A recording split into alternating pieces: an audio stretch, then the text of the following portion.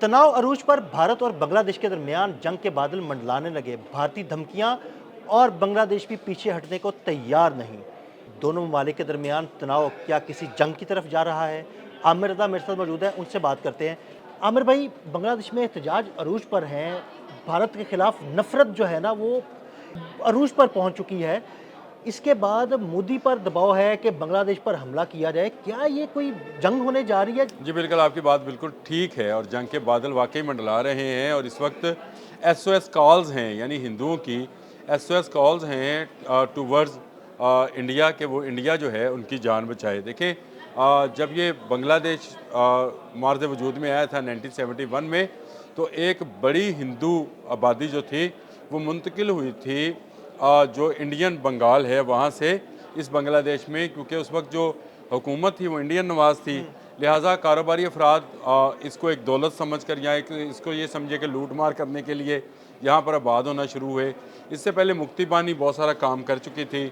अब तारीख़ अपने आप को दोहराती ज़रूर है, ये आप बात ज़हन में रखिए कि जब आप तारीख़ के साथ छेड़छाड़ करते हैं ना, तो वो पलट कर वापस आप पर वार करती है। ये पलट कर वार है कि आज वहाँ पर वो हिंदू आबादी जो 1971 के बाद आकर आबाद हुई थी, गो के ये तजारत के लिए आए थे, ये समझ रहे थे कि यहाँ पे तजारत करेंगे।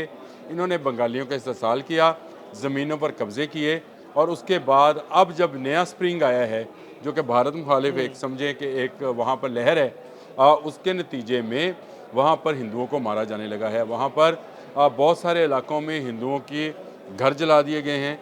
ये मैं इसलिए नहीं कह रहा कि मुझे हिंदुओं के साथ हमदर्दी है, मैं ये इसलिए कि मैं आपको वाक़याती वो सूरत हाल बताने जा रहा हूँ जो कि जंग की तरफ लेके जा रही है और जंग अब ज़्यादा दूर नहीं है इन दो मुल्कों के मबैन। दोनों तरफ तैयारियों का भी मैं बताऊँगा आपको। अच्छा, इसमें जो है घर जलाए जाते हैं और फिर एक सुंदरदास नामी आदमी को ज़िंदा जला दिया जाता है, ज़िंदा जला दिया गया। उसके बाद कल एक और वाक़या पेश आता है और अमृत नामी एक अमृत मंडल नाम है उसका जी, 29 साल उसकी उम्र है। उसको भी बंगाली मॉब ने, जो कि वहाँ मुसलसल भारत के ख़िलाफ़ जो है मुज़ाहरे कर रहे हैं, उन्होंने उसको ज़िंदा जलाया है। लेकिन ये वो दो वाक़यात हैं जो रिपोर्ट हुए हैं। इसके अलावा बहुत सारे घराने जो हैं वो शिफ्ट हो रहे हैं भारत के बॉर्डर की तरफ, यानी वापस वो कलकत्ता की तरफ जो है वो जाना शुरू हो गए हैं। और वहाँ से बहुत सारे जो मीडिया के जो लोग हैं वो रिपोर्ट कर रहे हैं कि एक बड़ी तादाद ने एसओएस कॉल्स की हैं भारत को कि हमें यहाँ से बचाकर वापस लाया जाए, यानी वहाँ से कलकत्ता वापस पहुँचाया जाए और बॉर्डर को खोला जाए। अगर ये बॉर्डर खुलता है तो हिंदुओं की बहुत बड़ी तादाद अब अपने वापस वतन जाएगी, लेकिन महाजर कहलाएगी। ये भी एक नई टर्म है, क्योंकि इन 50-54 सालों में बहुत कुछ बदल गया। जो बच्चे वहाँ पैदा हुए वो बंगाली नेशनल थे, अब उनको एज एन महाजर ट्रीट करेंगे। क्या किया जाए और क्या ना किया जाए, इस पर भारत हुकूमत जो है वो फंस चुकी है, क्योंकि इन हिंदुओं को अगर वापस ना लिया गया तो बंगाली इनको मार देंगे, और अगर ये वापस लेते हैं तो फिर कलकत्ता जैसे शहर में, जहाँ पर पहले ही इस वाले बंगाल की तरफ जो है बहुत ज़्यादा नफ़रत है, वहाँ इन पर क्या, इनके साथ क्या सलूक किया जाएगा। तो ये दोहरी पॉलिसी है। इसके अलावा दिल्ली में एक हलचल मची हुई है। दिल्ली में पार्लियामेंट के अंदर तकारीर की जा रही हैं कि हमें अपनी हिंदू आबादी को बचाने के लिए बांग्लादेश पर हमला करना चाहिए। जो आपने लफ्ज़ बोला ना कि बादल मंडला रहे हैं, बिल्कुल सही बोला, ये बरसने को तैयार हैं, क्योंकि मोदी पर ये बहुत ज़्यादा दबाव है कि वो बांग्लादेश पर हमला करे। मोदी गो के अभी तक वहाँ पर सिर्फ दहशतगर्दी को प्रमोट करने का काम कर रहा है, यानी वहाँ पर जो तालिब इल्म रहनुमाओं पर कतलाना हमले हुए, जो भारत मुखालिफ लोग हैं, सियासतदान हैं या वो सफारतकार हैं या वो पुलिस अफसरान हैं, उनके ख़िलाफ़ कार्रवाइयाँ जो हैं दहशतगर्दाना वो जारी हैं।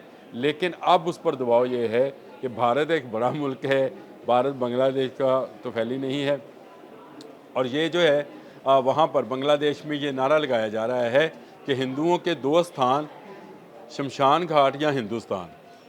अच्छा, ये मुझे जब ये नारे का पता चला तो मुझे वो वक्त याद आ गया कि जब ये यहाँ पर नारा पाकिस्तान बन रहा था तो ये नारा लगाया जाता था कि मुसलमानों के दो स्थान, कब्रिस्तान या पाकिस्तान।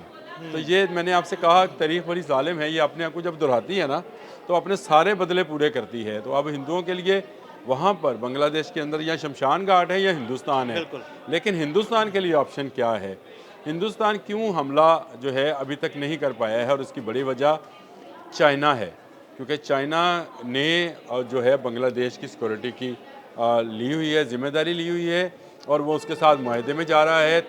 2030 तक का वो माहदा है। बिल्कुल। इस दफ़ाई माहदे का खौफ भारत को रोके हुए है, लेकिन देखिए कब तक भारत आमिर भाई, पाकिस्तान की तरफ मार ठीक है, खा इस चुका है। मुआहदे का खौफ उसको घेरे हुए है और वो शायद अभी हमला नहीं कर पा रहा, लेकिन अगर उसने हमला कर दिया बांग्लादेश पर तो क्या होगा? देखें, हमला आपने मेरे मुंह से ही वो अल्फाज ले लिए। ठीक कहा आपने कि अगर उसने हमला कर दिया तो क्या होगा। देखें, भारत को सुबकी हुई जंग मई में, बिल्कुल। और उस सुबकी का नतीजा ये है कि पूरी दुनिया में भारत पर इस वक्त पता नहीं लफ्ज़ कैसा है का इस्तेमाल करना चाहिए ना ही करना चाहिए।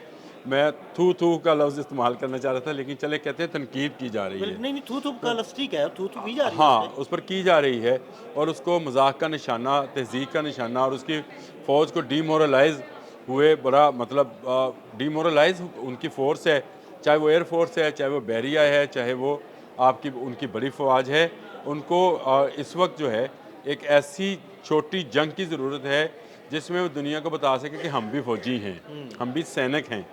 तो वो इस तरह का हमला कर सकते हैं, लेकिन बांग्लादेश इस वक्त इस दफ़ा जो है वो पूरी तैयारी में है। बांग्लादेश वो बांग्लादेश अब नहीं रहा।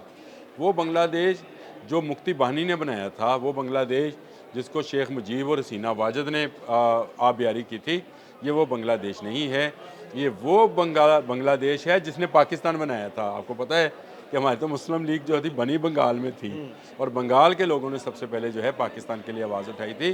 तो ये वो बांग्लादेश है जो आज दो कौमी नज़रिए को आप यूँ समझे कि बहिरा बंगाल से निकाल कर वापस लाकर उन्होंने ढाका में जो है दोबारा खड़ा कर लिया है। और आज बांग्लादेश, पूरे बांग्लादेश के अंदर जो रिपोर्ट्स आ रही हैं, हिंदू वहाँ से नकल मकानी करके भारतीय सरहद की तरफ जमा होना शुरू हो गए हैं।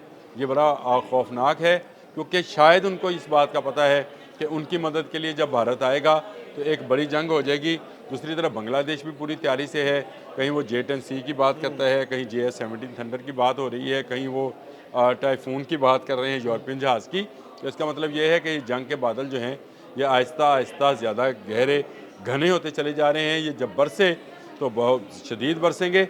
लेकिन मैं आपको एक बात बता दूँ, इस दफ़ा भी हज़ीमत भारत की नसीब में होगी।